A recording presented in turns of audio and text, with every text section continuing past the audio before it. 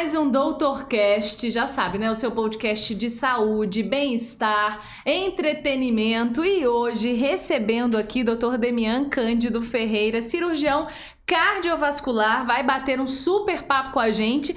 Não posso esquecer realização, ponto de saúde e Ampliamed, apoio Falo Mesmo Comunicação e agradecimento à nossa patrocinadora oficial Unimed Volta Redonda. Bora lá então para mais um Doutorcast. Doutor, obrigada, viu, pela participação. Ó, a agenda desse homem, gente, difícil, hein?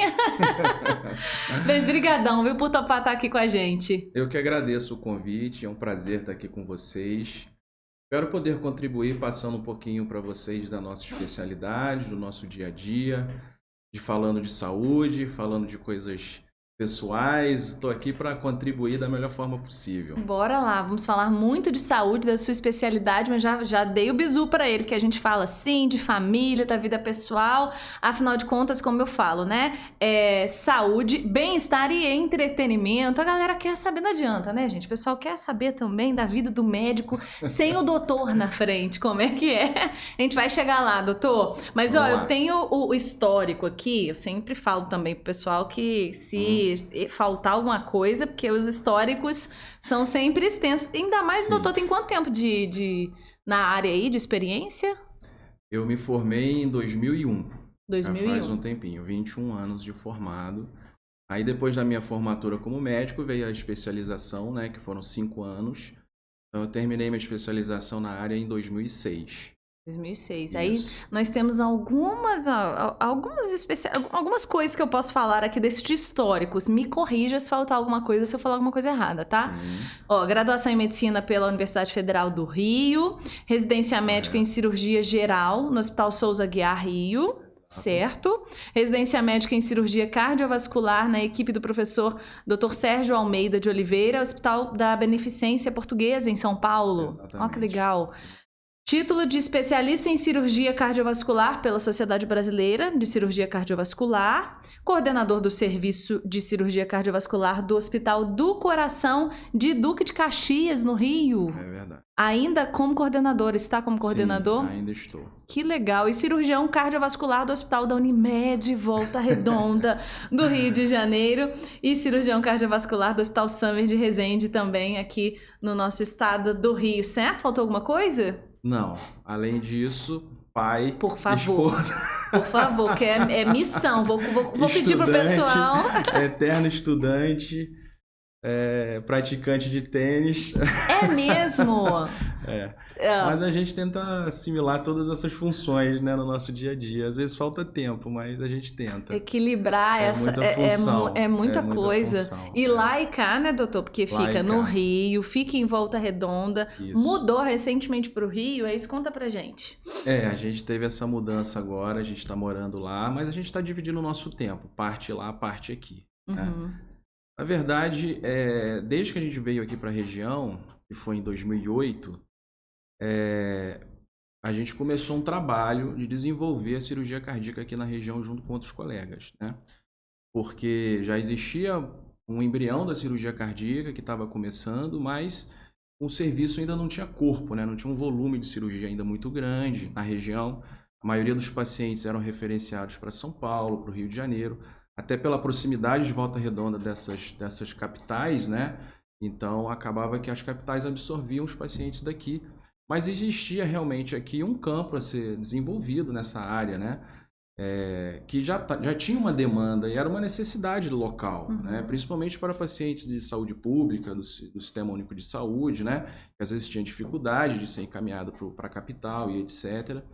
Então, a gente enxergou isso, eu e o meu colega que trabalha comigo até hoje, o Dr. Jean-Pierre, e viemos para cá. Ele fez residência lá comigo e viemos para cá para desenvolver essa área da cirurgia cardíaca, né? Isso quando, doutor? Foi em 2008. O Jean veio em 2006 e eu vim em 2008 para aqui, para Volta Redonda. Começou então Na verdade, eu sou filho da terra, sou filho de Volta Redonda, né? Nasci aqui. Com 16 anos eu saí para fazer minha formação, né? Ainda naquela época, o terceiro ano ainda, né? Do segundo grau, eu fui fazer no Rio. Com 16 anos? Eu saí de casa com 16 anos. Mas fui morar no entrou na faculdade com 17. Com 17, mas bem novo também, né? Foi. Em vista, assim, a gente sabe que tem jovens que entram com 17 anos, adolescentes quase, né, ali, né? Eu era um adolescente. Um menino, 17 anos, mas sempre quis fazer medicina. Então, essa história da medicina é engraçado, né? Parece que eu sempre quis fazer medicina, porque eu não lembro de pensar em fazer outra coisa, entendeu? Desde pequeno, assim, estudando, eu tive muita influência que na minha família mesmo não tem médicos, né? Assim, antes de mim, a família próxima, né? E até, assim, tios, não tem ninguém na área da medicina. E só que eu tinha a influência de um pai de um grande amigo meu, até o Dr. Jaime Veras, que faleceu até recentemente. O Dr. Jaime, pneumologista, ele é pneumologista, né? Exatamente. Ele foi assim, como se fosse um tio meu, né? Um padrinho mesmo, porque eu tinha muita amizade com o filho dele, o Gustavo Veras, e vivia muito na casa dele. Assim, o que eu tento ter uma referência, assim, né? Sabe onde que que nasceu a vontade de fazer medicina? Eu acho que foi talvez essa referência. De estar ali convivendo com ele, observando essa coisa toda, né? E também a questão, assim, dos meus próprios pais estimularem, né? Medicina, não sei o quê, lógico, né? Não tem médico na família, essa coisa aconteceu. E aí filho único, doutor, filho único? Não, nós somos 3. Isso, dos 3, só... Não, meu irmão mais novo depois acabou fazendo medicina. Mas nada influenciado, imagina, né? Mas, enfim, aí quando eu entrei assim para estudar vestibular, coisa e tal, vai fazer o quê? Medicina. Aí eu já tinha essa decisão. E aí, eu assim, do ponto de vista de estudo, eu tive um amadurecimento assim, precoce, entendeu? Tipo, preciso estudar, fazer medicina. Então eu me dedicava, né? E teve uma coisa assim também que é interessante, que eu ia pro Rio, muito pro Rio, a minha família sempre ia muito pro Rio, e eu sempre passava ali na linha vermelha, né? E aí eu vi o Hospital do Fundão, que é um hospital muito imponente, né? Um prédio grande, que você passa ali é o Hospital do Fundão, ali é o Hospital da UFRJ, né? Impossível não ver, né? É impossível não ver, é uma referência. E eu ficava olhando aquilo ali e eu pensava assim, eu vou estudar nesse lugar. Sabe aquela coisa que você bota assim, uma meta? Desde pequeno eu tive isso. E aí, quando eu fui para o Rio, eu já pesquisei aonde seria o melhor lugar para me preparar para fazer o vestibular para o UFRJ, entendeu? Então foi uma coisa assim, meio que planejada. Muito focado. Eu já tinha assim, era um sonho, né? Na verdade, estudar ali, eu sabia de todas as dificuldades, essa coisa que era dificílimo passar ali e tal, mas era um sonho. Eu falei, bom, vou correr atrás desse sonho, né? E no terceiro ano, então, que eu fui para fazer no Rio para fazer o terceiro ano, eu me dediquei mesmo para fazer o vestibular, né? E aí, felizmente, deu tudo certo. Foi uma realização, sem dúvida. Tu é nerd, hein? Ó. Eu sou nerd. Ele é nerd? Sou nerd. Sempre fui. Ó, viu? Pensei que ele ia falar, não. Sempre fui. Minha sempre foi Todo mundo tem um pouco de nerd, Tem um pouco de nerd. Nada, doutor, não é todo mundo não, né? Que às vezes ainda não descobriu o lado nerd. Claro que focar, né? Estudar é muito importante, mas vai muito também de você, né? Você colocou essa meta enfim, e foi atrás daquilo e as coisas ficaram secundárias, as demais situações secundárias. Quando você tem um foco, você pega aquilo ali... Na verdade, isso é uma grande verdade, né? As coisas só acontecem quando você sabe o que você quer, né? Prioriza. Enquanto você está buscando o que você quer, é difícil das coisas acontecerem. Também não adianta buscar muito tempo, né? Você tem que ter um tempo para você... de limite, tem que decidir a minha vida até aqui, né? Então eu acho que, não sei, às vezes, é engraçado, a gente não é tão velho, né? Eu tenho 43 anos, não considero velho, 35 velho, né? Aí. Mas a gente já se sente velho em relação às gerações anteriores, né? Muito. Eu acho que a geração, assim, de 20 anos, 10 a 20 anos, parece que é um abismo do que era a gente, né? É um abismo mesmo. Esses dias, acho que eu até comentei aqui que uma colega, né, de um trabalho específico, ela falou, porque na sua geração, fiquei abaladíssima, né? Porque ela deu uma ênfase, É o choque assim, da realidade, né? o choque que na minha cabeça eu ainda tava levando numa boa. Mas tem 21, 22 anos, é tudo muito diferente. Realmente é muito rápido. Muito diferente. Elas fazem tudo muito rápido, o acesso é tudo muito rápido. Então, enfim, alguns pontos são bem gritantes mesmo, eu acho que é o né? mais difícil de tudo para eles, que assim, eu tenho observado, e até afeta a gente também quando a gente está se inserindo muito nessa questão tecnológica e rede social e tudo mais, é a capacidade de foco. Eu acho que isso é o grande problema sei lá, do milênio. Da geração, né? Exatamente. Eu acho que a dificuldade de focar é muito grande porque é muita informação,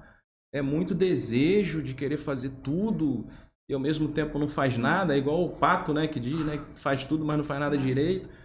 Então, eu acho que isso é uma coisa que é fundamental. A pessoa tem que buscar, ter foco e correr atrás, né? Porque realmente, ela quer abraçar o mundo e acaba não trazendo não focando em nada, né? E a gente, quando, né, o seu exemplo aí de focar, de ter uma meta muito bem traçada, muito bem definida, as estratégias para aquilo, ou seja, eu vou morar no Rio, eu vou estudar assim, porque o meu foco é muito específico, é um foco nichado. Então, e conseguiu passar com 17 anos e estava inserido no lugar que você sempre quis. É lógico que assim, às vezes a gente não consegue planejar tudo na vida, né? Tem muitas surpresas que vão aparecendo e você vai tomando as decisões naquele momento e obviamente depois você vai julgar. Eu não digo nem julgar, eu acho que assim, eu não gosto de ficar julgando o passado, sabe? Eu acho que assim, aquele momento eu tomei aquela decisão porque a minha cabeça foi para esse lado naquele momento pelo julgamento que eu tinha naquela situação, né? Pela maturidade, você faz uma avaliação. Não tem como eu julgar uma decisão que eu tive com 25 anos, com 30 anos, porque hoje eu passei por aquilo e aquilo me ajudou a ter o julgamento de hoje, né? Então acho que é uma coisa que o conhecimento você vai adquirindo com o tempo, né? A maturidade, né? E aí a gente pode olhar e fazer uma avaliação, né? De como que foi. Isso também, profissionalmente, como cirurgião, isso é sem dúvida nenhuma. A cirurgia é uma profissão que realmente todas as profissões são assim, com o tempo você ganha experiência, mas que na cirurgia, a vivência mesmo, o fato de você estar praticando, estar operando, o cirurgião tem que operar. Não existe cirurgião de consultório, entendeu?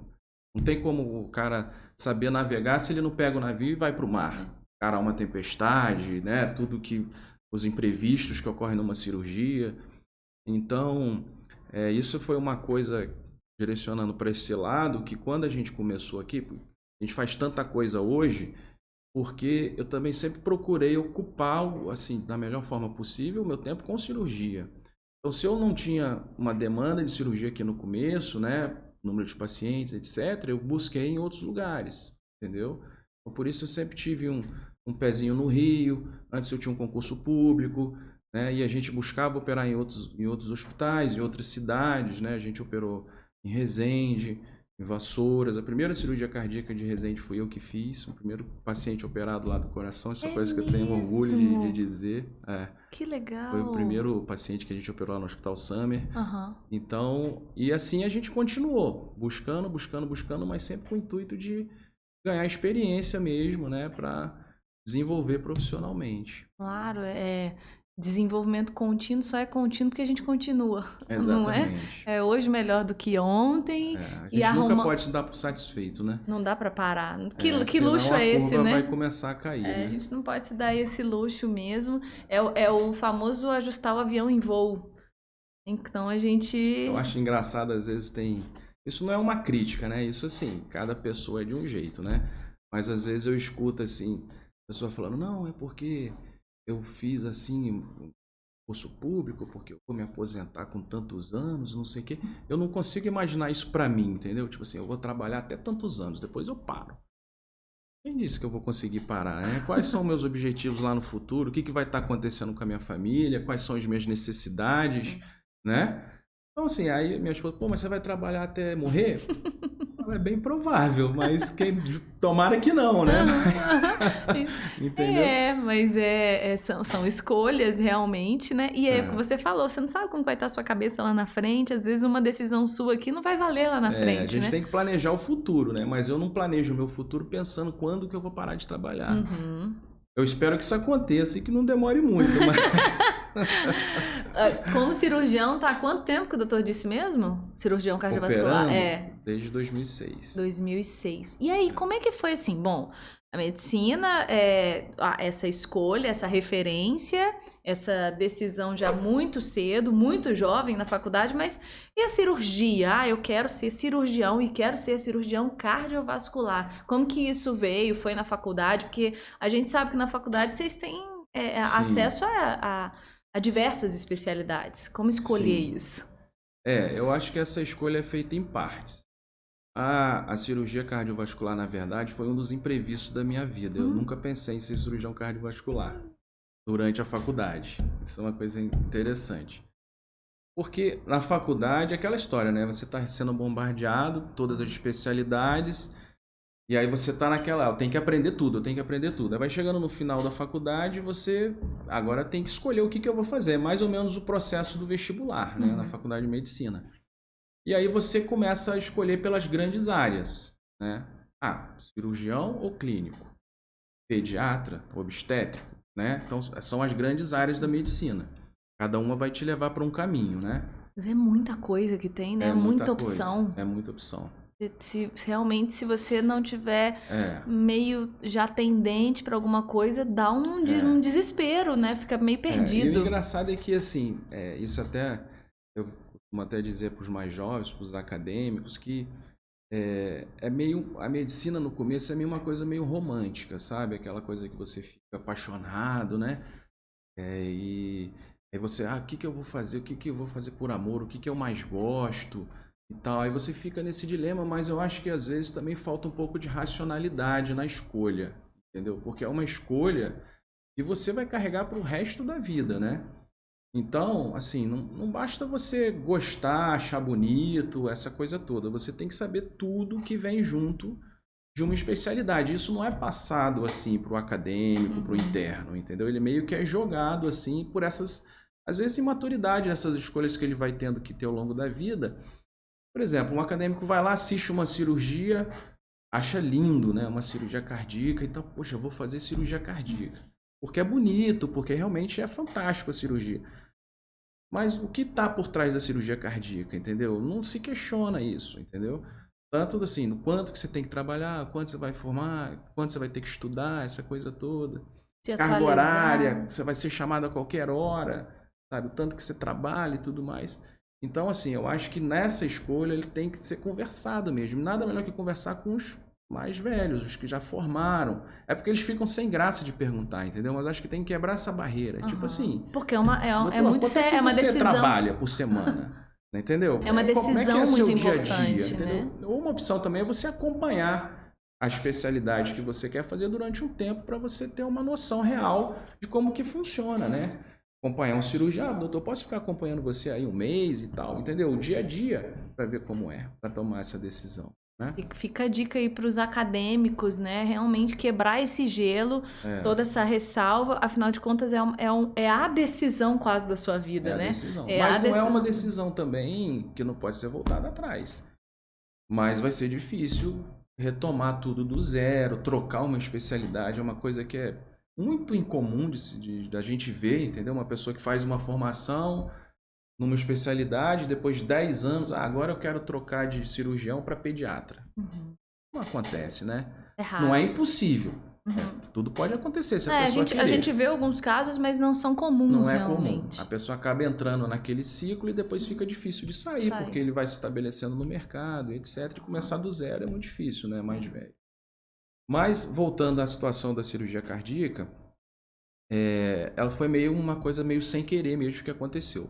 Durante a faculdade, eu já tinha a decisão de ser cirurgião. Acompanhando lá, eu vi o que eu gostava, acompanhando cirurgias, etc. Falei, não, vou ser cirurgião. Só que eu não sabia qual seria a área da cirurgia que eu ia me especializar. Então, fiz residência para cirurgia geral, que é basicamente um pré-requisito que é exigido para se fazer outras especialidades cirúrgicas, né? Você faz a cirurgia geral primeiro. Beleza, fui para a cirurgia geral, fui muito feliz na cirurgia geral, adorei, achei muito legal, mas queria me subespecializar. E no hospital que eu fiz a residência de cirurgia geral, que foi o Hospital Souza Aguiar, é um hospital de volume cirúrgico muito grande, e muita cirurgia de trauma, de emergência, né? Cirurgias assim que você realmente tem que atuar ali na hora da emergência. E tinha um volume de cirurgia de tórax muito grande também. E eu acabei gostando mais da parte da cirurgia de tórax. Então, quando eu estava fazendo a cirurgia geral, eu estava me preparando para fazer residência de cirurgia torácica, não de cirurgia cardiovascular. Tá, entendeu? e aí vamos lá, né? Pra leiga aqui de plantão, que eu acredito que tem gente aí, assim, nosso público é diverso, né? A gente tem Sim. médico, tem estudante, tem gente que não entende de nada como eu, apesar que eu tô quase formada com pós em medicina depois do Dr. Cast, sabe? Além do Grey's Anatomy, né, que a gente tem, né? Todo mundo tem, mas explica aí essa diferença, como que é a cirurgia torácica né, enfim, explica um pouquinho pra gente. A cirurgia torácica, ela cuida de todos os órgãos inseridos no tórax e do tórax, menos do coração. É engraçado isso, né? Olha, gente. Poxa, pra mexer nele ali tem que ser especial foi uma mesmo. coisa que foi separada a formação. Nos Estados Unidos é até feito junto, a residência é junto. Você faz a cirurgia cardiotorácica. No Brasil, eu acho porque a cirurgia cardíaca ela demorou mais para pulverizar do que a cirurgia torácica, eu digo nacionalmente. Existia apenas centros de referência de cirurgia cardíaca, não existia vaga suficiente para formar cirurgiões cardíacos em demanda, né? Então, acabou que a cirurgia torácica foi se desmembrando. Então, existem várias vagas de residência de cirurgia torácica em vários serviços que não tem cirurgia cardíaca. Digamos, um hospital faz cirurgia de tórax, mas não faz cirurgia do coração. É o caso do Souza Aguiar. Lá não tem cirurgia cardíaca, entendeu? Entendi. Então, o torácico, o cirurgião torácico cuida disso. O pulmão, esôfago, traqueia, todos os outros órgãos que estão no tórax, com exceção do coração e dos grandes vasos, das artérias. Que Ninguém toca nele. Eles até são um pouquinho... São ousados. São ousados. Às vezes eles são ousados. E aí, nessa ousadia, você também pôde ter acesso a esse órgão, então, que começou a te chamar a atenção. A gente mexe no tórax e o coração tá ali, Não tem como, né? Você tá ali olhando pra ele olha pra você, né? A gente já dá uma flertada, fala, acho que eu vou focar em você, hein? Vou deixar a galera ali mais... Mas aí, enfim, eu tava fazendo a residência pensando em fazer cirurgia torácica, porque realmente eu não tinha tido esse contato com a cirurgia cardíaca, né, na minha residência. E aí, quando eu estava concluindo, eu prestei prova para cirurgia torácica, para residência de cirurgia torácica, uma outra especialização. E aí que veio a coisa, digamos, divina. A luz veio plim! Entendam como quiser, cada um coloca como quer, né? Como coloca, a gente tá colocando como algo foi a realmente... coisa que mudou a minha vida realmente, Olha, entendeu? Que foi um primo distante, que é cardiologista, que mora até lá em Minas. E esse primo, ele é assim, primo do meu pai, na verdade, meu primo de segundo grau. Ele é distante de parentesco e de localização também. E de contato também, não é um primo assim muito presente. Aí ele acompanhou de longe a minha formação, né? E aí ele falou com meu pai, falou a respeito da cirurgia cardíaca. Falou, pô, mas o Demian nunca pensou em fazer cirurgia cardíaca. Ele era cardiologista, né? Nunca pensou em fazer cirurgia cardíaca, isso é tão legal. E tá puxando sardinha pro lado dele, aí meu né? pai chegou a falar comigo, eu falei, pai, não, cirurgia cardíaca é muito difícil esse negócio, muito complicado. Eu vou ficar aqui no tórax mesmo e tal. Aí ele falou assim, Demian... Como se fosse algo também simples, né? Porque vamos combinar, né? Aí ele falou assim, não, ele conseguiu um estágio para você lá em São Paulo, na Beneficência Portuguesa, para você ir lá conhecer, entendeu? Na verdade não era um estágio, era assim, uma semana que eu ia passar lá conhecendo o serviço, entendeu? Ele falou, mas eu já estava terminando a residência de cirurgia geral e tal, tinha essa disponibilidade de tempo, e aí ele falou... Vai lá dar uma olhada, né? Aí foi amor à primeira vista, né? Quando eu entrei ali naquele hospital, parecia que eu estava na Disneylândia, né? Mesmo. Foi fantástico, porque a Beneficência Portuguesa é um centro de referência de cirurgia cardíaca enorme, né? São 30 cirurgias cardíacas por dia. Você acredita nisso? Meu Deus do céu. 30 por dia, eram 19 salas de centro cirúrgico operando o coração O dia a todo vapor. Meu Deus. E aí chegamos então aqui na minha listinha aqui do seu histórico, na residência médica em cirurgia, é isso? Cirurgia cardiovascular, na equipe do professor Dr. Sérgio Almeida de Oliveira, no imponente Hospital Beneficência Portuguesa, aí, né? Na sua Disney, no que encantou os seus olhos e aí mudou, virou a chave, mudou tudo. Foi. Cirurgia torácica. Quando eu entrei ali, eu falei, não, é isso que eu vou fazer. É mesmo? É. Foi rápido, assim. Já voltei, na época eu tava namorando, né? Tinha um namoro lá, já longo, já meio que pré-noivado. Eu já voltei e falei, olha, eu tomei essa decisão, acho que eu vou ter que mudar pra São Paulo. Gente, a pessoa ficou assim, ó. E aí, vamos ver como é que vai correr tudo. Vou casar com a cirurgia cardiovascular. Eu era muito novo, né? Então, o meu foco ali naquele momento era esse, né? E aí foi assim, aí eu fui pra lá e fiz a minha formação de cirurgia cardíaca. Gente, então foi isso que caiu, a cirurgia cardiovascular, como você disse, caiu de paraquedas, divinamente, Sim. no seu colo através desse contato. É um caso que acontece, mas que acendeu a luz, né? Falou, é aqui que eu tenho que ficar, esse é o caminho, né? Então vamos entrar agora, né, propriamente falando na cirurgia cardiovascular.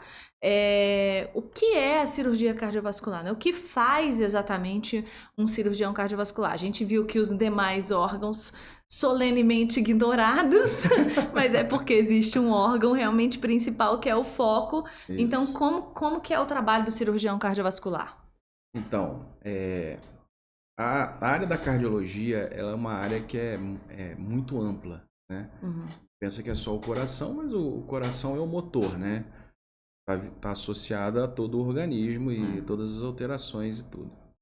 Então, a área da cardiologia, ela foi se subdividindo. Então, existem várias especialidades dentro da área da cardiologia. Na cirurgia cardiovascular, o foco são todos os procedimentos que necessitam de intervenção no coração, de uma cirurgia, né? Uma invasão mesmo para fazer uma cirurgia, né? A gente chama de procedimentos invasivos, é por causa disso, que você tem que operar, né? Então, quando existem determinadas patologias que requerem cirurgia, né? Durante um certo tempo, tratamento clínico através de medicamentos, acompanhamento com cardiologista. Se a doença vai progredindo, chega um momento que necessita realmente uma intervenção, né? Intervenção cirúrgica. E aí entra toda a complexidade do órgão, né? A intervenção pode ser nas artérias do coração, que são as coronárias, né? Que é a cirurgia mais feita, mais comumente feita, tá? Porque é a doença mais prevalente, né? Que a gente está falando da doença aterosclerótica do coração, que leva ao entupimento das artérias e que na última linha leva a um infarto, né? Então, é a doença mais comum, é a doença que mais leva a óbito, né? É a doença coronariana, dentro da área da cardiologia. A prevalência é muito grande. Homens e mulheres. Homens e mulheres. Existe uma faixa etária?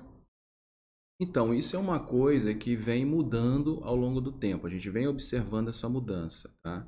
Tanto por hábitos de vida, questões mesmo de cuidado da saúde das pessoas, o estresse. Histórico familiar é o ponto de vista mais importante da doença coronariana.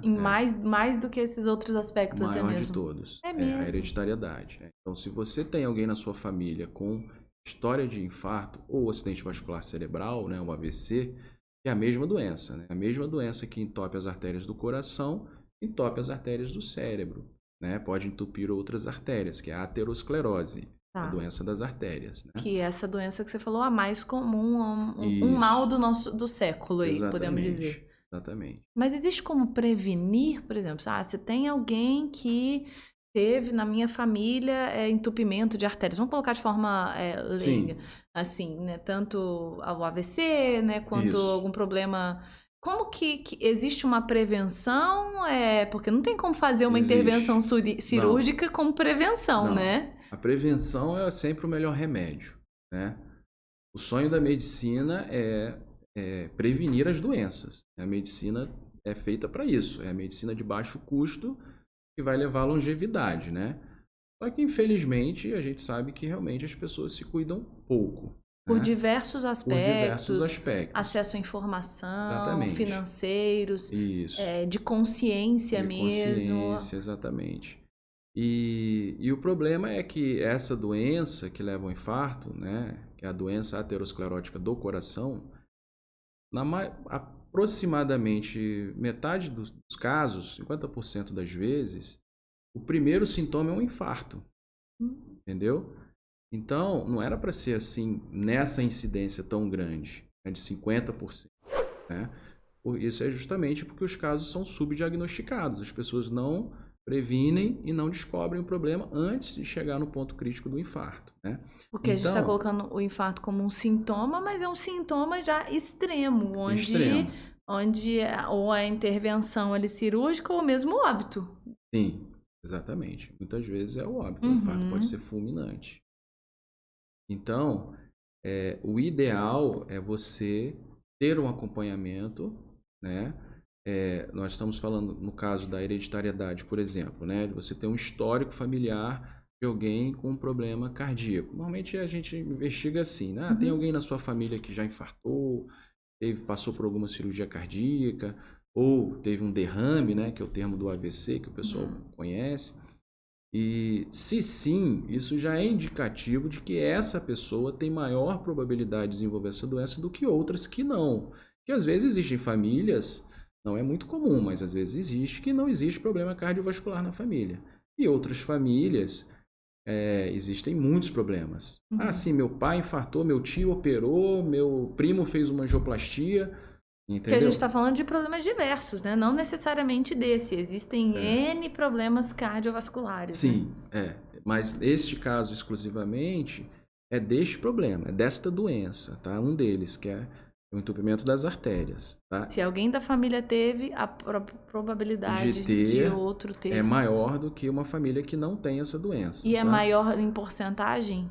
Sim, é maior em porcentagem, em probabilidade. Existe essa porcentagem, assim? Matematicamente não é determinado, entendeu? Não Mas diz é assim, uma média. Tantos por cento mais prevalente, entendeu? Mas isso já é indicativo de você fazer uma prevenção precoce e uma investigação precoce para diagnosticar o menor sintoma ou menor alteração deste problema. Então, aí são os exames mesmo, né? Diagnósticos que a pessoa vai fazer para tentar precocemente diagnosticar o menor alteração que seja indicativo do problema. Mas mais importante que isso, do ponto de vista de prevenção, são os hábitos de vida. Então, se a pessoa tem um histórico familiar de doença coronariana ou de acidente vascular cerebral, ela tem que saber que ela tem um risco maior de ter esse problema. Então, já muda o hábito de vida antes de desenvolver o problema, né? Então, aí a gente está falando de quê? Principalmente alimentação. Quais são os fatores que a gente bota como associação à doença aterosclerótica, né? É a alimentação, que é a dieta, né? O exercício físico, né? O sedentarismo, no caso, é o fator de risco. A obesidade, né? Que é uma prevalência muito grande. O tabagismo, né? O etilismo também, que é o consumo de bebida alcoólica demasiada, né? O tabagismo é o cigarro, né?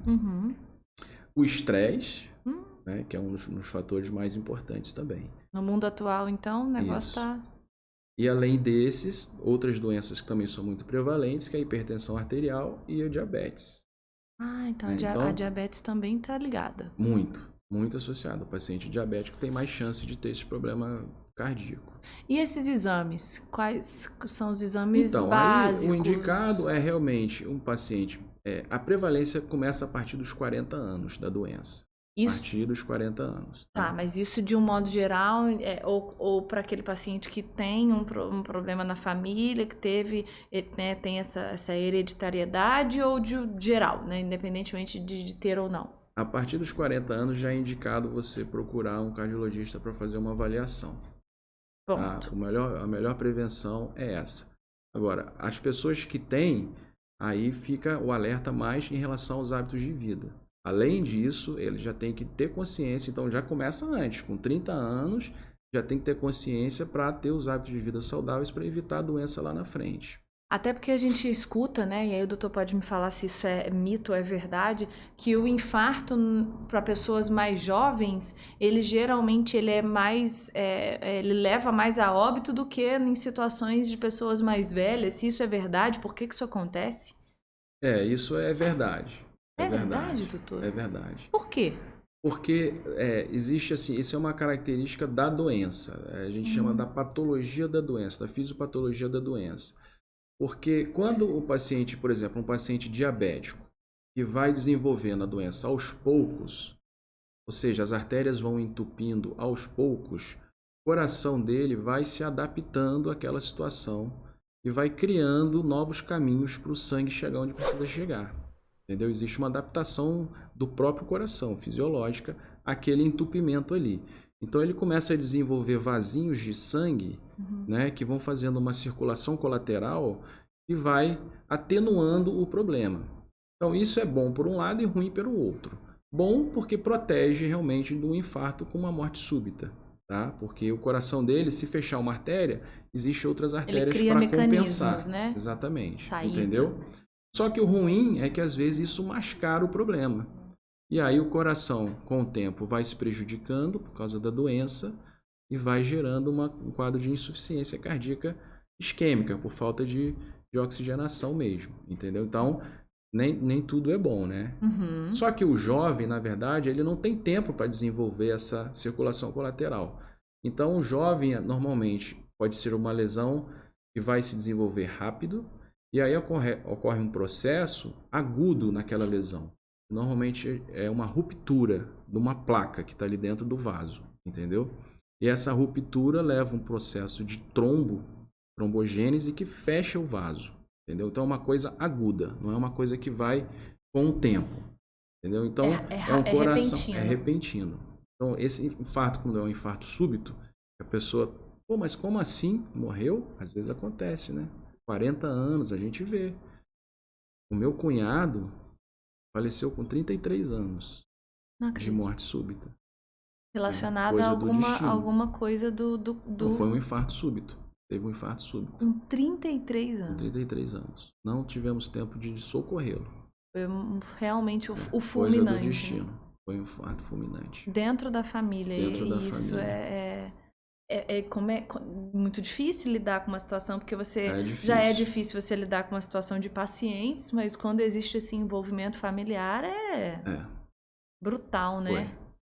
Mas foi assim, uma coisa inesperada. Ele tinha 33 anos. Isso realmente é fora da curva.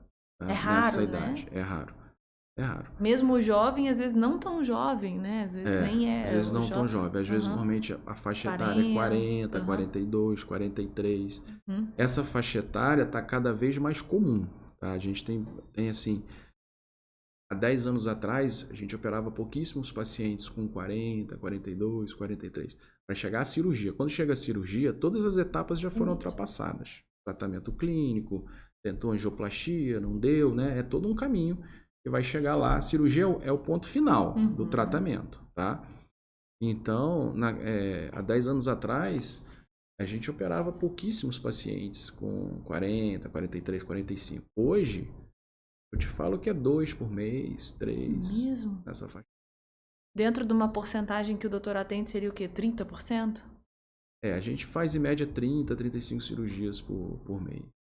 10%. 10%. Mas por mês. Muito. Realmente não tinha.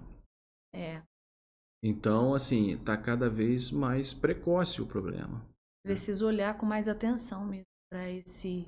Precisa. Para esse órgão, né, que é o cerne, né, que realmente é tão importante, com todo esse histórico familiar, porque às vezes a gente nem repara, a gente nem pergunta, né, nem tem essa percepção da família, dos nossos hábitos, como a gente tem maus hábitos. Eu imagino o doutor atendendo as pessoas com o estresse, com a vida corrida, com a alimentação errada. E é muito tudo difícil, vira uma bola de neve. É muito difícil. Eu acho que o mais difícil de tudo isso é mudar os hábitos de uma pessoa. É muito difícil. Aquilo está muito enraizado. Porque você imagina, uma pessoa que fez uma cirurgia cardíaca. Não é um processo fácil. Tá? Você passar tanto do ponto de vista físico quanto psicológico. Não é É fácil. um risco muito grande ali. Mexe muito, muito, muito com as pessoas. Então a gente tem que ter assim até um preparo para dar notícia, para conversar, para explicar, né? Porque Que vai ser precisa essa cirurgia, por exemplo. exatamente, né? Porque a pessoa sempre pensa que vai morrer, né? E não é assim, né? Não é assim. A exceção é você morrer fazer uma cirurgia cardíaca. A cirurgia cardíaca hoje é um procedimento muito seguro, né? Muito A porcentagem seguro. de óbito é muito baixa. É muito baixa e varia de acordo com o risco individual de cada um, com o histórico que a pessoa traz até o momento da cirurgia, né? O número de doenças que a pessoa tem, de comorbidades, tudo isso vai pesar na hora do jogo, entendeu? Então, se a pessoa tiver um problema exclusivamente no coração, o risco é menor. Agora, se a pessoa tem um problema do coração, problema renal, problema tabagista pesado, fumou muitos anos, já tem problema de pulmão, então é diabético, aí vai juntando, né? Obesidade. Somatório é uma balança que você vai botando os tijolinhos ali do lado do risco, né? Mas precisa ser feito, porque o risco de não operar, de sofrer um infarto, quando chega em determinada situação, é infinitamente maior do que o risco que ele vai correr fazendo a cirurgia, né? É preciso mostrar tudo isso de forma muito clara para esse paciente, né? Até mesmo para ele entender essas mudanças de hábitos que serão precisas. Exato. E aí eu ia entrar nesse ponto, que mesmo depois de um processo de cirurgia cardíaca, o paciente opera, se recupera, todo aquele processo de recuperação, vem na consulta de revisão, eu ainda escuto a pergunta: doutor, quando é que eu posso beber? Então, assim, ele quer ouvir o que médico pode falar, em um momento. pode tomar uma cervejinha e tal. Tem médico até que fala, sabe? Mas não dá para flexibilizar na maioria dos casos. Eu tenho que falar a verdade, né? Tem que ser o médico. Entendeu? Fala, olha, o senhor chegou a essa cirurgia porque a sua doença chegou no ponto final da complicação, né? E aí o senhor toma aqui 10 remédios. Onde é que vai entrar a bebida alcoólica aqui nesse meio? Não tem como, né? Então, assim, a pessoa tem que entender isso. O problema é que opera e fica bom, aí... Acha que... Aí agora você fica taxado como um médico ruim. O senhor me ainda. deu mais 10 anos de vida. Poxa, o senhor não quer viver 15, o senhor não quer viver 20? Quer reduzir isso, né? Ainda, ai meu Deus. Mas aí é a cabeça de cada um. Sim. Às vezes o cara não quer. Não, doutor, 10 anos do jeito que eu tô aqui nesse ritmo, pra mim tá legal. Ai, doutor, realmente lidar com pessoas, com as fragilidades, com os hábitos de cada um. Nosso papel eu acho que é informar Uhum. e orientar, né? A decisão da vida vai de cada um, né? Isso aí não tem como a gente Mas realmente, chegamos... decidir A pelos cirurgia é o limite, né? Ela é invasiva, você invade uma área ali tão preservada, tão, né, com tanta cautela, com tanto profissionalismo, e realmente é importante as pessoas compreenderem isso. Mas a gente entende que, como o doutor disse, né, cada um tem a sua compreensão, resta você ser, mesmo que seja taxado como doutor ruim. Tem paciente que fica chateado. Fica né? bravo. O doutor não vai deixar eu beber. Eu falei, não, você vai beber ou não, a decisão é sua. Só estou te orientando. Eu só não posso falar assim, olha, manda ver, bota enfia o pé na jaca. É uma responsabilidade, né, doutor? Então a gente falou aí dessa cirurgia específica, dessa doença que demanda essa cirurgia. Existem outras doenças comuns? O doutor atende mais paciente adulto? Adulto. A maioria é adulto. E quais as outras cirurgias mais comuns ao longo dos anos aí? O que o doutor percebe ou que vem mudando, que vem aumentando? Existe uma outra gama de cirurgia que também a gente faz muito.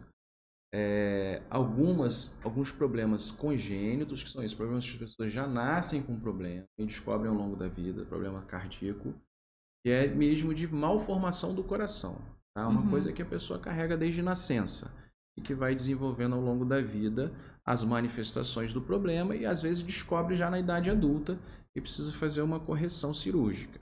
Tá? Existem os problemas das válvulas cardíacas, né, que o coração tem 4 válvulas e essas válvulas podem apresentar problemas.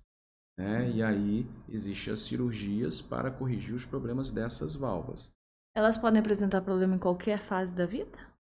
Depende da causa do problema. Então existe, por exemplo, alterações de nascimento, que ao longo da vida pode desenvolver uma alteração na válvula que vai precisar ser abordada cirurgicamente.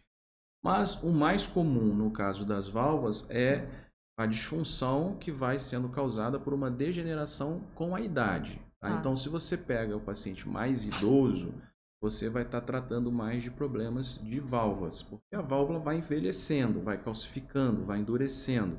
E a válvula é uma estrutura móvel dentro do coração que tem que abrir e fechar para o sangue passar e não voltar para trás, não refluir, entendeu? Então, com o tempo, essa válvula pode ir perdendo a função, vai endurecendo os folhetos, vai calcificando e aí pode levar a problemas. É igual uma maquininha mesmo, uma né? Está maquininha sendo que, às vezes, utilizada muito, precisa de reparo. Isso, né? Agora, um infarto, por exemplo, pode dar complicações valvares. Então, você pode operar uma válvula por um problema secundário a um infarto. Entendeu? Então, pode ter problemas agudos na válvula também. Existe uma infecção, que é uma infecção bastante grave, uma infecção que dá dentro do coração. A infecção chama endocardite. Tá? Já ouvi falar nesse nome. E a estrutura... Tem periocardite, endocardite. Pericardite e endocardite. Endocardite é dentro do coração.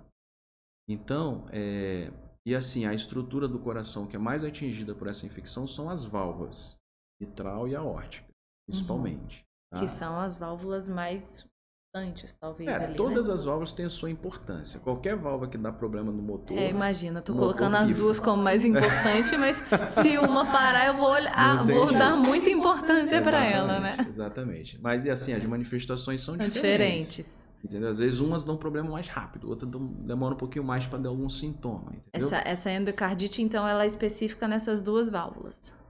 Pode dar em todas, mas principalmente ela dá na mitral... A incidência maior é na mitral, depois na aórtica. E essa é uma infecção, então ela pode ser manifestada em qualquer doença, em qualquer idade. Entendeu? E mesmo sendo uma infecção, precisa de uma intervenção cirúrgica em alguns casos? Nem sempre. Às vezes você pode tratar só com antibiótico durante um tempo, um longo prazo, 6 semanas de antibiótico-terapia, às vezes resolve. Mas às vezes essa infecção leva a uma ruptura da válvula, por exemplo, uma insuficiência, uma ruptura de uma cordoalha, a mitral, aí causa uma insuficiência, aí precisa um reparo cirúrgico. E também, às vezes, essa infecção ela pode dar um acúmulo de bactérias que forma uma estrutura que a gente chama de vegetação. Um acúmulo de bactérias com fibrina, com trombo, isso vai ficando dentro do coração, e aí isso pode desprender do coração, que a gente diz embolizar, ir para um órgão qualquer, e aí pode dar um AVC. Então, quando isso é uma coisa bem ruim. Quando isso acontece... que a gente vê através de um exame do ecocardiograma a presença dessa vegetação, isso é indicativo de cirurgia, porque a partir daí rápido, né? Existe um risco desse embolizar. Então, às vezes, e você sabe qual é a causa mais comum, o foco de infecção mais comum para endocardite? Cavidade oral. Então, é a saúde dental. Mentira.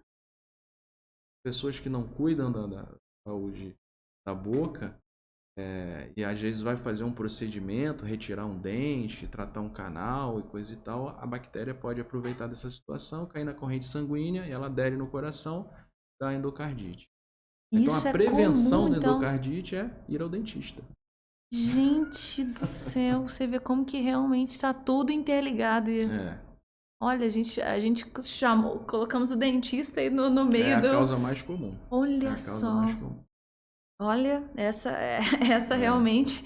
E às vezes a pessoa todo mundo precisa cuidando operar o coração porque não cuidou da boca. Entendeu? Meu Deus. Agora, os riscos de uma cirurgia no coração. Como que a gente pode, assim, falar? Cada cirurgia tem o seu risco, é muito individualizado, tem né? esse clichê, né? Toda cirurgia tem risco, né? Mas é verdade, né? É um clichê verdadeiro, todo né? Todo mundo que vai operar, né? Não tem jeito de fugir desse clichê verdadeiro, né? Toda cirurgia tem um risco, o cirurgião sempre fala isso.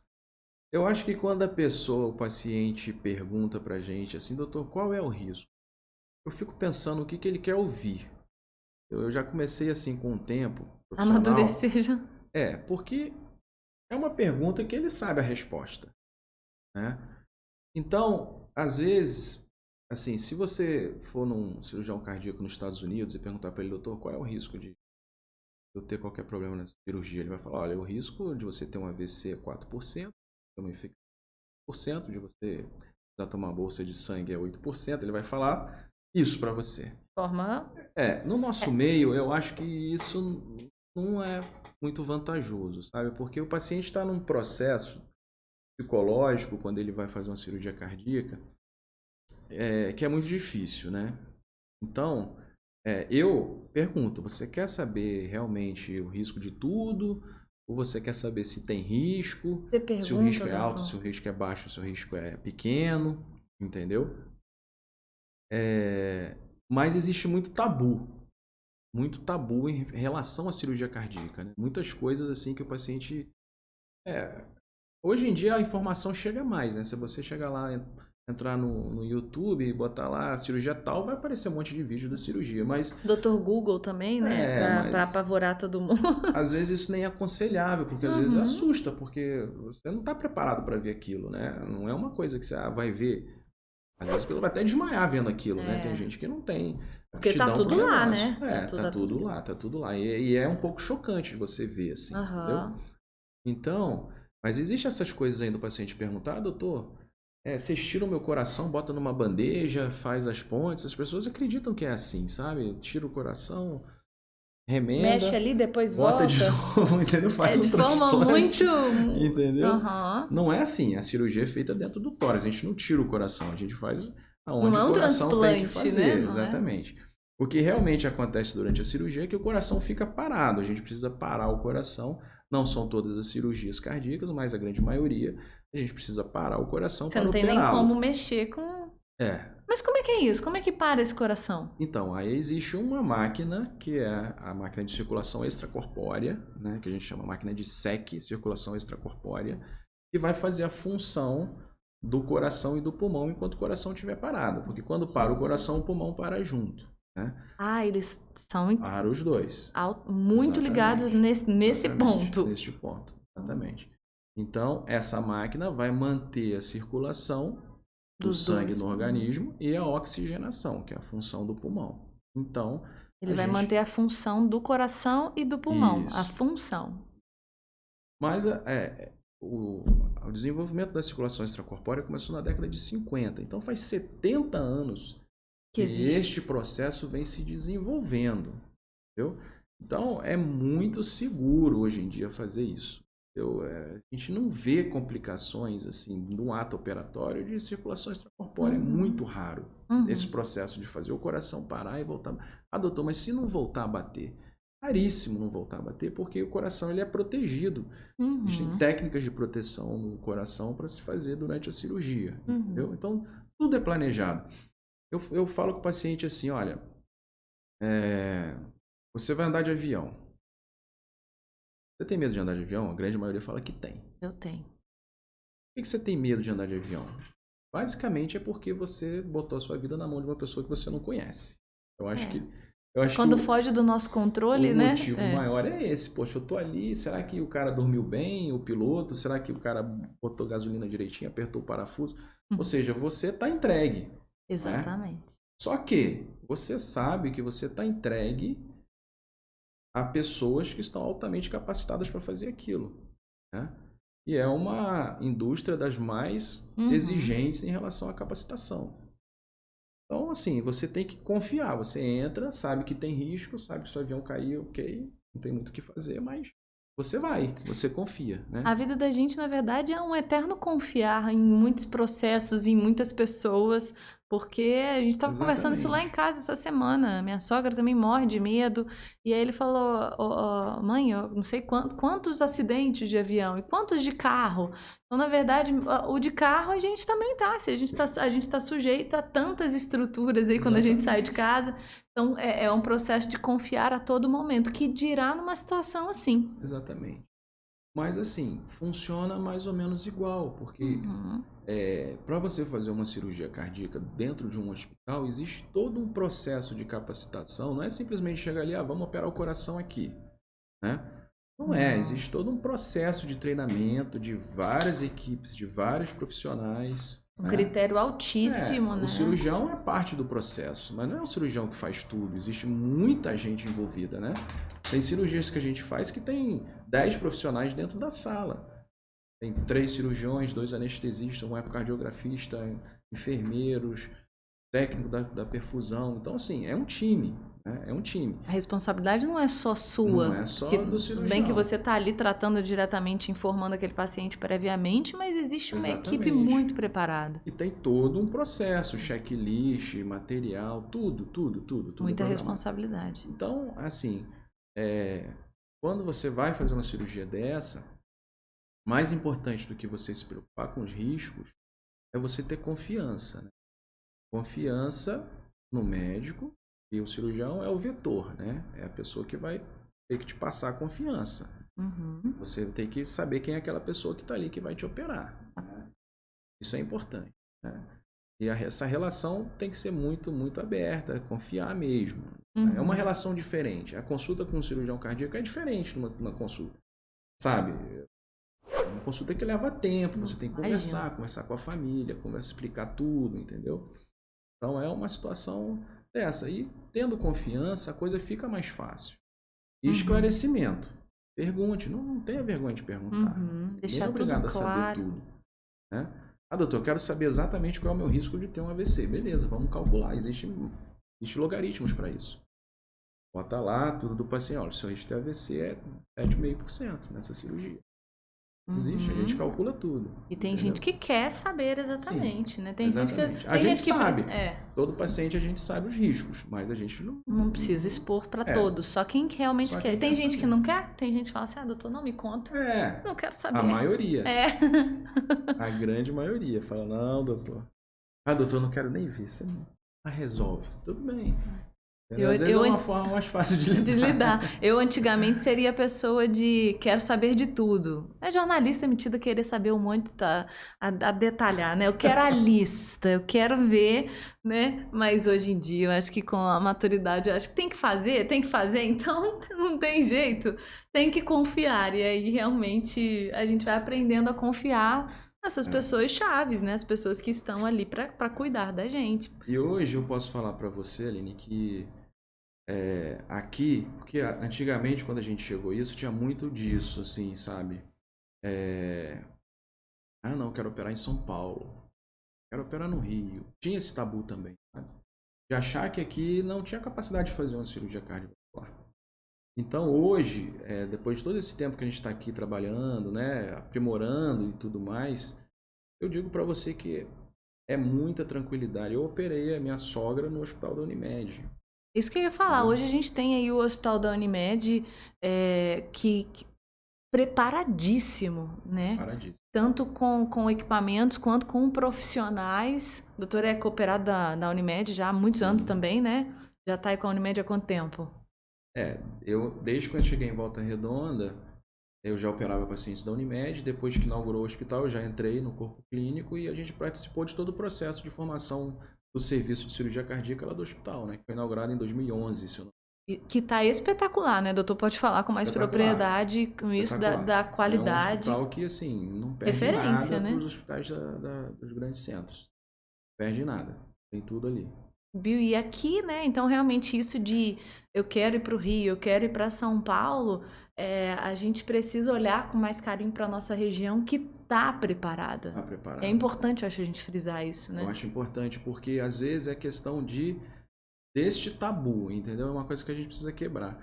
Porque você fazer uma cirurgia no Rio demanda um custo enorme, entendeu? Porque uma estrutura. O paciente vai ficar operado. Ele vai operar, mas ele não vai embora no dia seguinte. Ele vai ficar uma semana internado, 5 dias, uma semana, 10 dias. Pode prolongar se tiver alguma complicação. Tem família, e aí vai tem ter a tudo. família se locomovendo, vai ter que ficar num hotel, vai ter que viver muita coisa, entendeu? Mas a gente tem que fazer o que nossa cabeça manda, entendeu? Porque às vezes eu pego um paciente e falo, doutor, eu tô na dúvida. Eu falo, olha, você que vai decidir. Eu não fico assim, sabe? Tendenciando o negócio. A escolha é muito particular. Porque é uma decisão muito importante, sabe? A decisão tem que ser da família, sabe? Não é... Porque senão pode acontecer algum percal, algum tropeço ali ao longo do caminho. E aí você vai ficar aquela, se eu tivesse isso, eu não tenho isso. Às vezes tem paciente que fica bem, tem paciente que complica e volta, a gente resolve a complicação aqui, entendeu? Então, assim... E hoje o doutor atende aqui e também no Rio? Isso, também com cirurgias? Isso, trabalho lá. Eu divido o meu tempo, né? Basicamente eu fico 3 dias da semana aqui e 2 dias no Rio. Mas antes de mudar para o Rio, que no começo da nossa conversa a gente falou, antes de mudar, o doutor já atendia lá no Rio, né? Eu trabalho lá desde 2014. Aham. Nesse hospital aí do coração, Uhum. que eu trabalho lá em Duque de Caxias, que é um hospital que é basicamente referência ali da toda a baixada na área de cirurgia cardíaca. E é um hospital de cirurgia cardíaca e procedimentos cardiovasculares. Então tem um volume muito grande na área de cateterismo, de angioplastia, de cirurgia, o dia todo rolando. A gente não falou, mas nós temos, né? Cateterismo, Tudo. angioplastia. O cateterismo é o quê? O cateterismo é um exame. Não é uma cirurgia. É um exame que ele é invasivo porque entra um catéter dentro de você. Existe a cirurgia minimamente invasiva? A gente Existe. escuta isso. Não é o caso do cateterismo. O cateterismo é um exame mesmo. O cateterismo é um exame, uma cirurgia. E o que Mas seria... existem cirurgias minimamente invasivas na área da cirurgia cardíaca, a gente também faz isso. Que seria um exemplo. A cirurgia cardíaca, assim, o desenvolvimento da cirurgia cardíaca, ela vai junto com o desenvolvimento da tecnologia na área da saúde. Porque são dispositivos que necessitam de engenharia clínica, de desenvolvimento tecnológico para serem empregados. Como tudo na medicina, a medicina vai evoluindo com a tecnologia. Então, hoje em dia existe uma gama de procedimentos que a gente faz que não precisa abrir o peito, que é o grande temor dos pacientes. Doutor, precisa abrir o peito? Precisa. Assim, é um termo que assusta, né? Fala isso. Vai me não cortar, abrir o peito. vai me... Mas existem procedimentos que não tem como fazer sem abordar desta forma. Mas existe uma gama de procedimentos em doenças de válvulas, próprias doenças de coronária, que não precisa abrir o peito. É feito tudo por catéteres. Então, catéteres são pequenos cortes que você faz. Às vezes não faz nem corte, às vezes é só punção, né? Uma agulha mesmo. Então, por exemplo, o cateterismo é um exame. O tratamento, que é a angioplastia, é um pequeno procedimento cirúrgico feito por catéteres, né? E isso a gente trabalha em várias regiões. A gente Várias trabalha regiões. Coração, escuta entupir uma muito artéria virilha. Exatamente. É porque a troca valvar, quando a gente faz por catéter, o acesso é pela virilha. É engraçado, né, a gente pensar na primeira vez que eu ouvi isso, eu falei, gente, mas na virilha, porque é muito, assim, é diferente a gente pensar que eu vou acessar algo relacionado ao coração pela virilha. Mas, na verdade, não é um acesso ao coração, é um acesso uma artéria. ao coração que a gente vai através das artérias. Exatamente. Através das artérias, sobe com o catéter, posiciona e faz lá. A gente implanta uma válvula hoje, porque quando você precisa fazer uma cirurgia de válvula, você tem que trocar a válvula. Então, você tira a válvula e coloca uma válvula artificial. No coração mesmo. No coração. Tá. A cirurgia convencional é essa. Tem que abrir, fazer, trocar a válvula, tira a válvula, coloca uma prótese. Essa não é a angioplastia, essa é a cirurgia de válvula. Cirurgia de válvula, E hoje você consegue fazer esse tratamento em determinadas situações, não é para todo mundo, existem as indicações, e você posiciona essa válvula por um catéter, ela entra fechada e abre dentro do coração e substitui a válvula. Gente, eu acho muito doideira isso. É sensacional. Eu sei que o doutor filma algumas coisas nas redes sociais, né? A gente coloca. É muito legal porque tem a câmerazinha que te mostra tudo. É a tecnologia que o doutor diz que está realmente muito avançada e o médico vai de acordo com o que a tecnologia vai oferecendo para facilitar o trabalho de vocês. Exatamente. A angioplastia é o quê? Só pra gente falamos do cateterismo, que é um exame, e ele é um exame, é uma ultrassom, ele é o quê? Não, o cateterismo é um exame que é bem antigo. É bem antigo, vai né, lá gente? da década de 60, finais de 60 para 70, que se começou a fazer cateterismo. E é a mesma técnica, lógico que desenvolveram os catéteres, desenvolveu a imagem, desenvolveu tudo, mas o exame foi inventado lá e vem se desenvolvendo. É um catéter que ele entra pela artéria, vai até as artérias do coração e faz uma injeção de um meio de contraste, uma solução que é um contraste que vai ser vista na máquina de hemodinâmica como se fosse uma imagem que vai mostrar para você as artérias do coração, injetando esse contraste dentro das artérias. Tá? Então, com este exame, a gente consegue ver todas as artérias do coração e se há obstruções nessas artérias, número de obstruções, o local da obstrução e a gravidade da obstrução. Então, a partir daí é que se determina o tratamento. Se ele é clínico, ou seja, só medicamento, e vai ser através de angioplastia, que é o quê? a colocação de um stent, tá? Que o pessoal fala, uma molinha. É como se fosse uma molinha. Mas nada mais é um dispositivo que entra fechado na artéria e ele abre o vaso que está obstruído e ele fica ali. Para dar espaço para aquele sangue, basicamente é isso, de forma leiga é isso. Exatamente, ele abre uma placa que está obstruindo a artéria. Então, é através do cateterismo que muitos procedimentos são revelados ali. Isso. Na verdade, aquele catéter, ele não fica ali. Ele vai com um produto, né? Com esse imagem. Que mostra para você aquela imagem daquelas artérias, de todo aquele espaço, para ver qual vai ser o tipo de tratamento. Exatamente. Ele mapeia o coração e aí... Doutor, eu não sou... Não fala que você não... diploma daqui a pouco. Fala que eu não... eu tô falando pra você, vai, depois você assina aqui pra mim, olha, minha pós em cirurgia cardiovascular, tô falando pra vocês, cada hora eu tô aprendendo sobre alguma coisa, mas é que é muito interessante mesmo, eu tinha vontade de fazer medicina muitos anos atrás, assim, aquela vontade assim, né, será?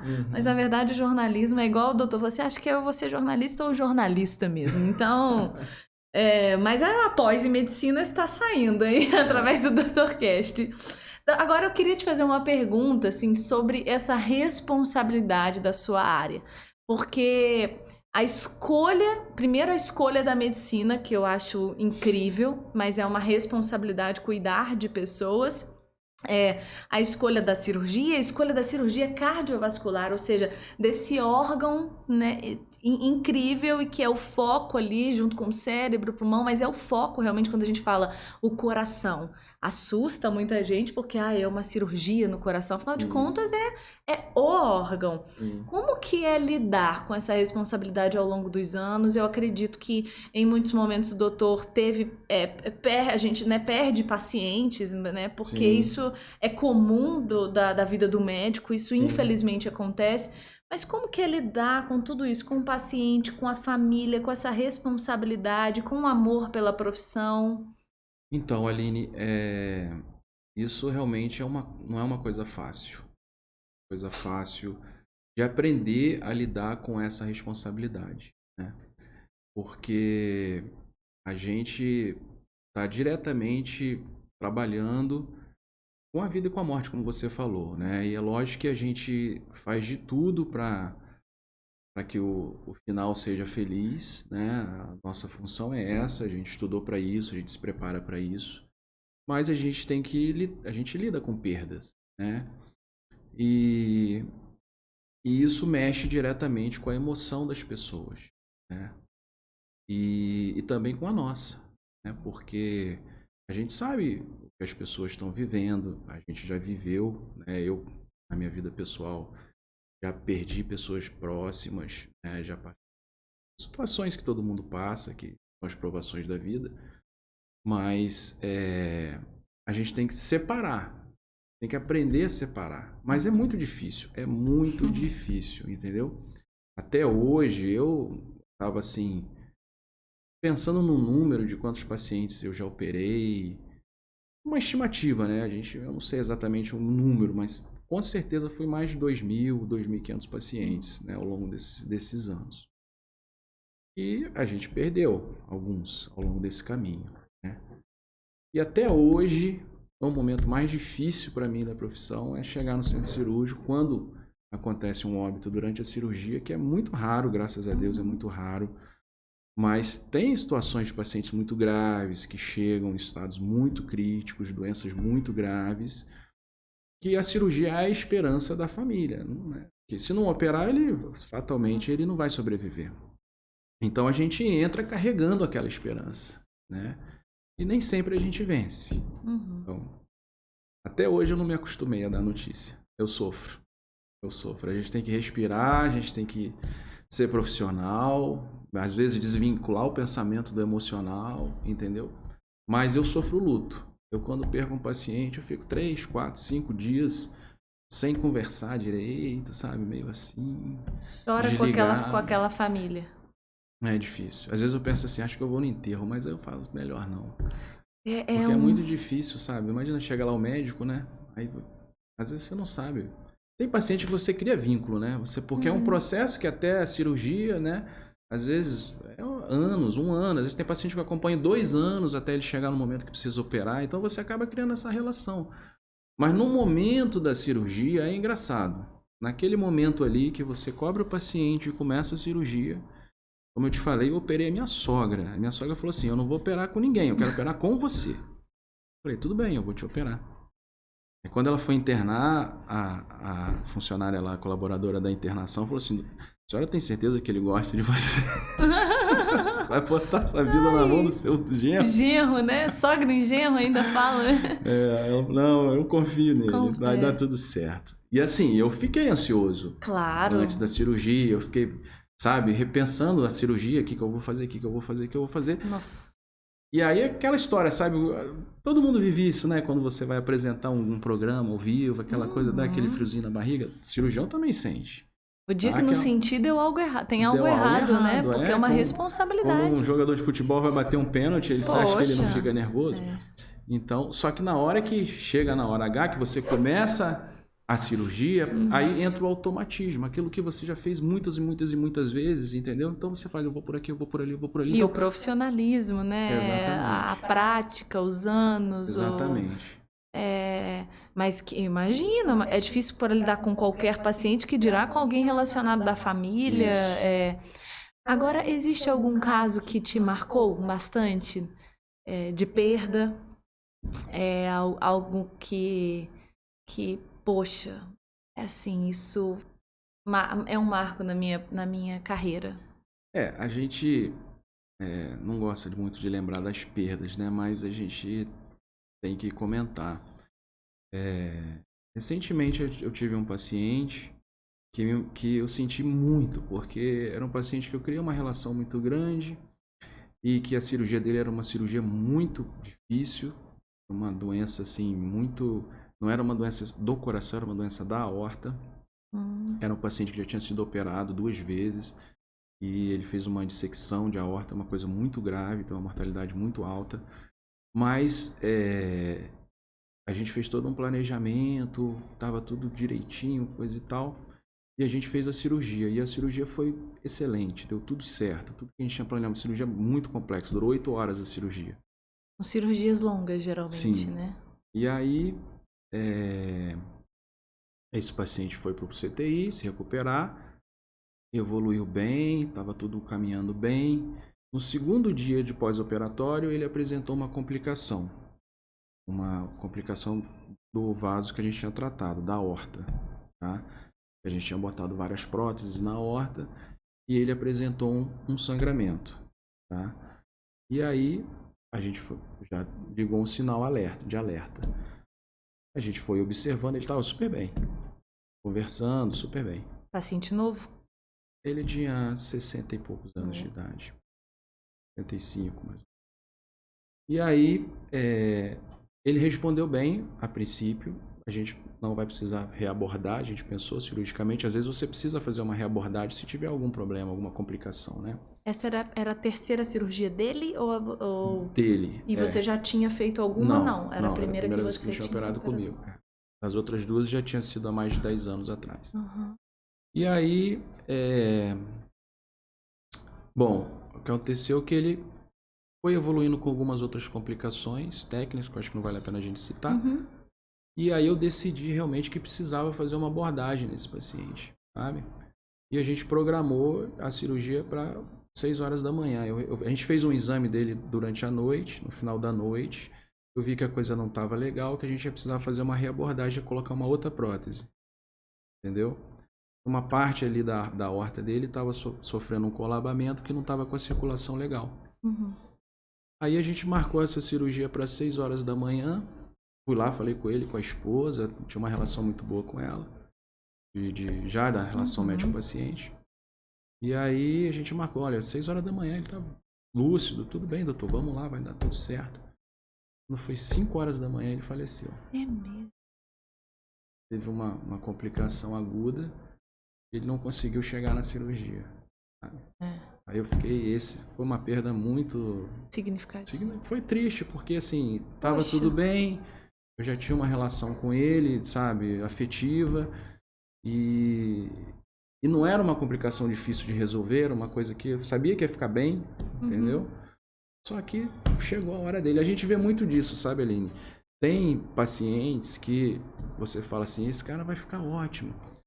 Não tem como não trazer uma espiritualidade para dentro da minha especialidade, entendeu? Eu acredito muito nisso. Porque a gente sabe que nós somos marionetes em certos pontos, em certo ponto. Sim. Porque a gente tem que fazer o que tem que ser feito, claro. Mas tem situações que você fala, caramba, realmente esse paciente está muito grave, não vai ter como. E o cara fica bem, sabe? Fica bem. Uma Volta um mês depois, que o não cara parece que nem... Doutor, tô ótimo. E tem outros assim, que você acha que tá bem e de repente acontece alguma coisa, sabe?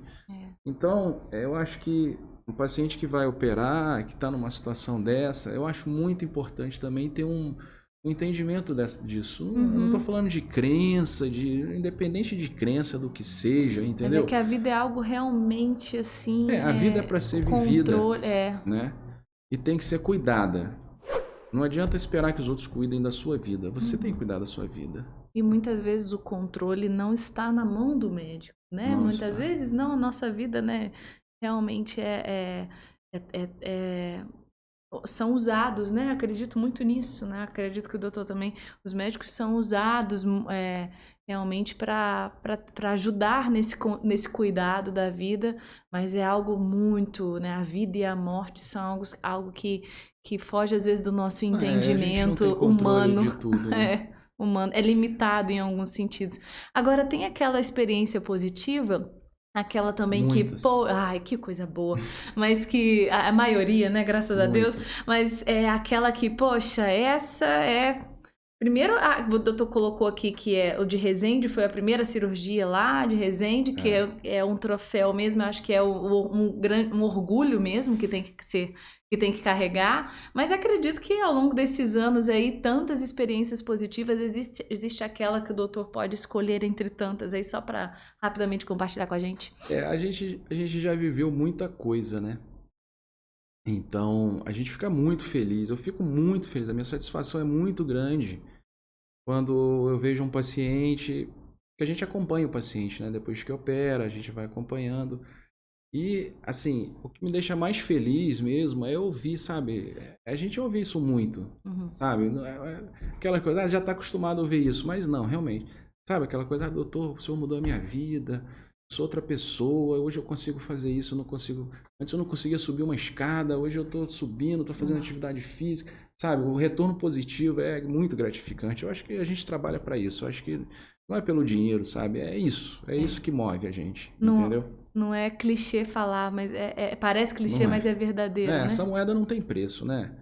E sabe, tanto que eu ouço, doutor, o senhor está nas minhas orações, doutor, assim, deve estar... Teu nome tá lá na lista de muita gente. Cara, se for depender disso, eu tô tranquilo. Que coisa boa, doutor. Mas, assim, isso é muito bom, sabe? Teve um caso, falando um pouco mais recente, porque são muitos, né? Imagina. Então a gente traz sempre, assim, um mais recente. Mais de 2.000 casos. Mas um caso que num paciente que não foi nem submetido verdadeiramente a uma cirurgia cardíaca mesmo, mas foi um paciente que foi cuidado lá no Hospital da Unimed, que no auge da pandemia, né, a gente teve muitas situações ali que fomos envolvidos no tratamento dos pacientes com Covid, dos pacientes que evoluíam com um quadro pulmonar muito grave, não tinham capacidade mesmo pulmonar de oxigenar o sangue. Então, nesses pacientes, a gente fazia uma oxigenação artificial, a gente instalava essa máquina de circulação extracorpórea para oxigenar o sangue do paciente. Então, quer dizer, isso é um tratamento de ponta que a gente fez no Hospital da Unimed muito, né, durante a pandemia. E teve um paciente que era aquele paciente é esse que eu estou te falando, né, que todo mundo achava que ele não ia sobreviver. Era um paciente super obeso, cheio de comorbidade, mas uma cabeça muito boa, sabe? E cabeça é 80% da história, sabe? É mesmo. Quando a pessoa quer, sabe, isso ajuda demais. Então, esse foi um caso. Esse paciente foi colocado nesse pulmão artificial, né? E além do ventilador mesmo mecânico, esse pulmão circulatório, né? Que a gente chama ECMO, a intubação, o paciente intubado. Não é intubação, é além da intubação. É quando o paciente já está intubado há vários dias E mesmo com a ventilação artificial, ele não consegue manter a troca no pulmão. As células do pulmão estão tão doentes, os alvéolos, que eles não conseguem trocar o oxigênio no sangue. Muito entendeu? grave. É o estágio final do Covid, né? Então, quando exauriu ali a capacidade mesmo do pulmonar, aí você tem esse último recurso, que é você oxigenar artificialmente o sangue. Então você coloca 2 cânulas no paciente, que o sangue sai do paciente, vai na máquina, oxigena e volta para o paciente. Então é um procedimento que foi feito por nós, cirurgiões cardiovasculares, que faz o implante dessa máquina, né? Não necessariamente é algo relacionado ao pneumo, não. É a parte muito do cirurgião cardiovascular. Isso é feito dentro do centro de terapia intensiva e quem implanta a ECMO é o cirurgião cardiovascular. Olha! Né? Então isso a gente fez muito durante o Covid. A gente teve contato direto ali com esses pacientes. Inclusive eu peguei Covid 3 vezes, né? Nossa, gente. O pessoal até brinca com isso. Pedir música, hein? Pedir música. Ai, doutor, mas que foi tranquilo, graças foi tranquilo, a Deus. Não tive nenhum problema, não. E, enfim, esse foi um caso que ficou marcado, sabe? Porque era um desses casos que todo mundo já, meu Deus, realmente, coitado, não vai ter jeito. E o cara ficou bem. Que coisa boa. O cara ficou na máquina, acho que 28 dias, quase um mês. E saiu e tá ótimo, recuperado. Que coisa boa. Isso é o que faz a gente continuar. Sempre quando eu pergunto um paciente, o que assim, sabe, me sustenta é eu pensar nisso. Poxa, tudo bem, mas amanhã eu tenho que estar aqui para tratar outro. Existem outros que precisam de mim, do meu trabalho. Eu vi que o doutor em alguns momentos se emocionou aqui na nossa conversa. A gente se emociona junto. Eu me emociono. Se ele chorar aqui, eu choro junto aqui também, gente. Ó, Mas é essa sensibilidade que a gente precisa ter como profissional, independentemente da nossa área. Eu acho que é a humanidade, né? A gente conectar pessoas através da nossa humanidade, de sentir, de criar empatia, sentir a dor do outro, sentir a alegria do outro, ter esse retorno tão positivo. Então, de uma forma geral, o doutor é muito feliz com a sua escolha, com a sua especialidade. Eu posso ver isso claramente, né? Sem dúvida. Escolheria novamente a cirurgia. Na verdade, é ela que te escolheu, né? Ela que me escolheu. Ela te escolheria novamente. Ela me escolheu, mas eu não larga foi mais. A escolha certa. Cada vez que você vai se envolvendo mais, vai tendo esse feedback, né? Você fica mais apaixonado. É apaixonante. Quando um acadêmico entra lá para ver uma cirurgia, eu falo com ele, olha, cuidado, hein? Isso aqui vicia. Vicia, e aí depois é um problema. Depois aí eu fico falando pra minha esposa lá, o negócio do doutor falou, eu fico falando lá pra ela que eu não quero trabalhar até quando der. Ela fica brigando depois comigo. É um problema largar, não tem como. E eu conheço, agora eu conheço a esposa do doutor Demian, maravilhosa, doutora Vivian. Vamos falar dela, porque do lado de um grande homem sempre tem uma super mulher, então podemos falar agora um pouquinho da família rapidamente, que é a doutora Vivian, que é médica também, ginecologia e obstetra, e mastologista, né? E mastologista. Isso, ela não faz obstetrícia mais. Lá, deixa eu ver. E mãe, gente. E mãe. Obstetrícia e maternidade. E maternidade, nossa. A gente, quando eu tava com ela, a gente conversava, falei, doutora, vamos falar do trabalho, né? Porque senão a gente falava de maternidade o tempo inteiro. Mas conta um pouquinho, com 2 filhos lindos também, Daniel e Maria. Como que são essas crianças lindas? Eu já conheço, né? Mas o pessoal aí, fala um pouquinho dessa questão familiar. Olha, eu posso te dizer que eu tenho uma super família. Minha família em primeiro lugar. Acho que a família é o alicerce, né? A família é o alicerce da nossa sociedade. A gente aprende isso e às vezes isso está caindo no esquecimento, né? Agora, eu vejo assim, grandes homens, sempre tem alguma coisa por trás, né? E sempre está vinculado à família. Então, a família, a Vivian é uma super mãe, não tenho como falar nada, porque assim, a minha ausência, a cirurgia cardíaca acaba provocando uma ausência, né? Porque a nossa profissão exige muito da gente, né? E se você está do lado de uma pessoa que não tem uma compreensão e esteja do seu lado para o que precisava, é inviável, né? É inviável. E aí você tem que fazer escolhas às vezes, é porque às vezes o paciente, ele quer que você sempre esteja à disposição, ele esquece que o médico às vezes é gente também, né? Uhum. Esquece que o médico também precisa estar um pouquinho com os filhos, um pouquinho com a família, sabe? E tirar férias. A gente não consegue tirar férias, sabe? Assim, tirar férias é uma semana, 15 dias, aí tem que trabalhar 3 vezes dobrado depois para compensar os 15 dias que ficou parado. E pensando o tempo inteiro. Mas eu acho que assim, é o equilíbrio, né? A gente tem que buscar o equilíbrio. Eu posso dizer que eles sofrem também, muito.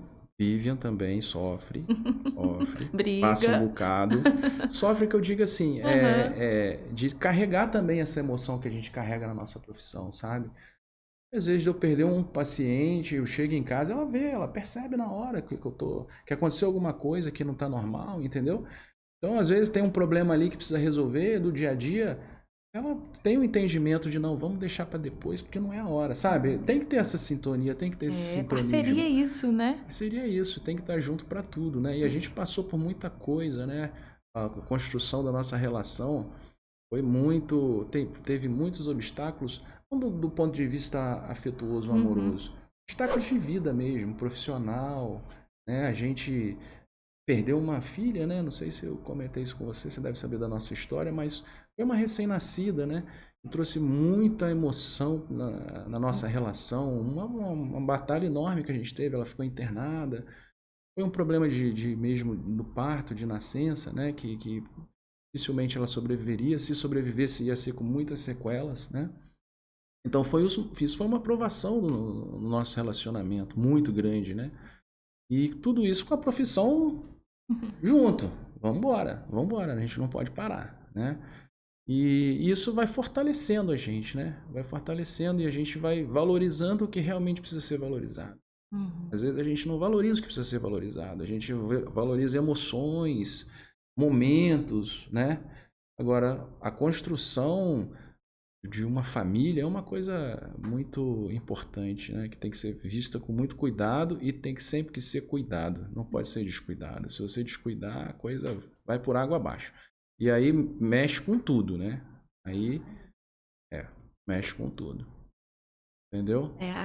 Conheço um pouco da história, sei, né, uma história que eu vejo que realmente, o doutor falou aí, realmente Eu vou falar assim rápido, eu não gosto muito de me estender nesse assunto, porque realmente eu me emociono.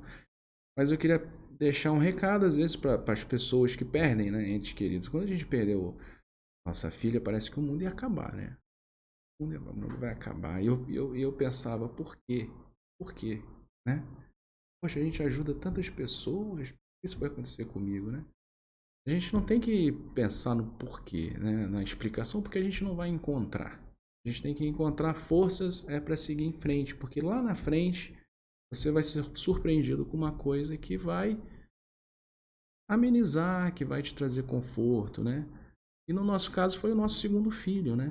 Foi o nosso segundo filho. Então, a vida é assim, não tem jeito. A gente tem que seguir em frente, não ficar tentando, se vitimizando, né? Porque aconteceu comigo. Não é fácil, eu sei, não é fácil para ninguém. Não é fácil para ninguém. Perder uma pessoa querida não é fácil.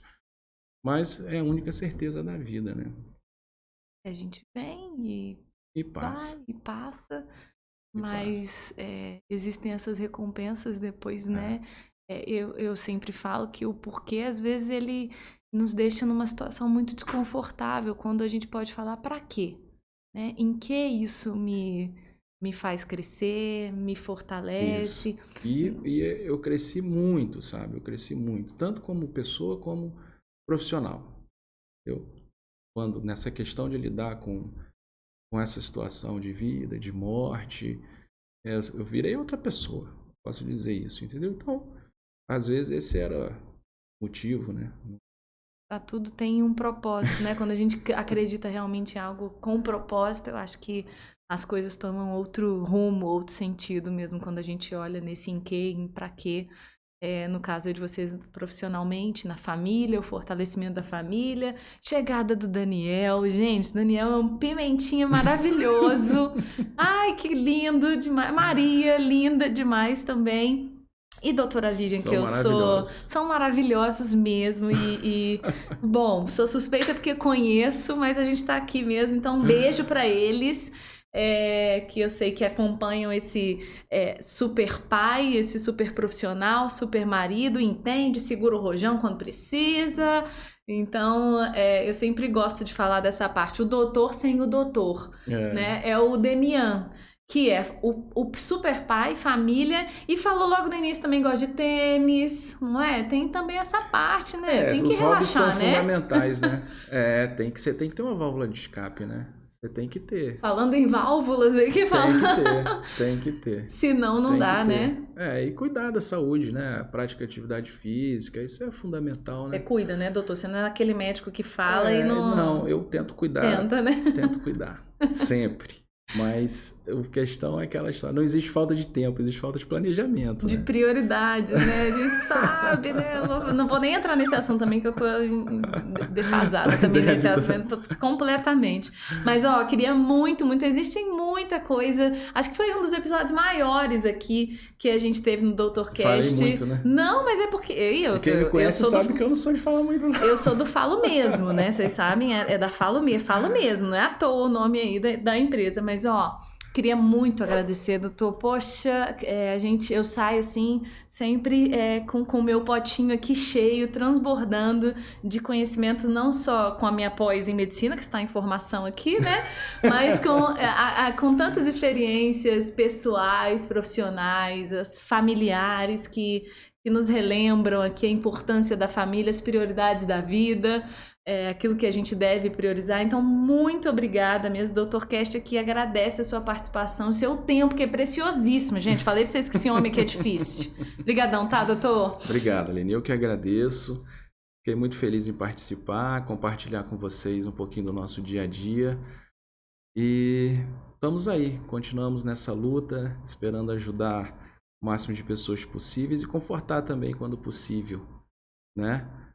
Estamos aqui em Volta Redonda firme e forte, não é porque eu fui pro Rio que eu vou lá. Não, o paciente fala, doutor, você tá indo pro Rio, vai largar? Não vou não. Aqui, como se diz, eu peguei desde do berço, né? Doutor, tem uma clínica aqui, tem pacientes aqui já fiéis, tem, enfim, amigos queridos aqui, então... Isso. Estamos aqui no Shopping 33, fazer um jabá, né? Clínica Prime Vida, Torre 1, Sala 1001. E também atendendo na Unimed, enfim, Nosso dia a dia é mais dentro dos hospitais, hospitais, mas o né? consultório eu faço aqui. Fica aqui. Ó, brigadão, doutor. Muito obrigada. Lembrando, nossa patrocinadora oficial, Unimed, Volta Redonda, realização Ampliamed Ponto de Saúde, apoio Falo Mesmo Comunicação. Esse foi mais um Doutorcast, seu podcast de saúde, bem-estar, entretenimento e tudo mais que você quiser ir pôr nessa listinha. Claro, você que está acompanhando a gente, seja em qual plataforma for, você, por favor, compartilhe, curta, comente, mande a sua sugestão e fica ligadinho acompanhando a gente, tá? Beijo grande para vocês e até o próximo episódio. Tchau! Tchau, tchau!